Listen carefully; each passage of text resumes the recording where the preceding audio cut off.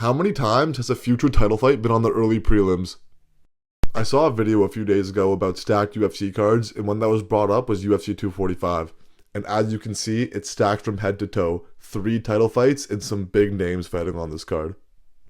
But the fight that stood out to me was Brandon Moreno versus Kai Kara-France on the early prelims. This ended up being an interim title fight 3 years later at UFC 277.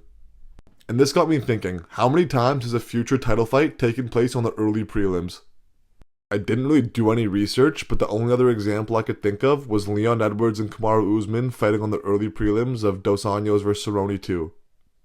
As we all know, they ended up fighting 2 more times, both in title fights, and this trilogy provided us with one of the most iconic knockouts of all time. I imagine it's pretty rare for these early prelim matches to end up being future title fights, but I really have no clue. So let me know if you can think of any other times this has happened.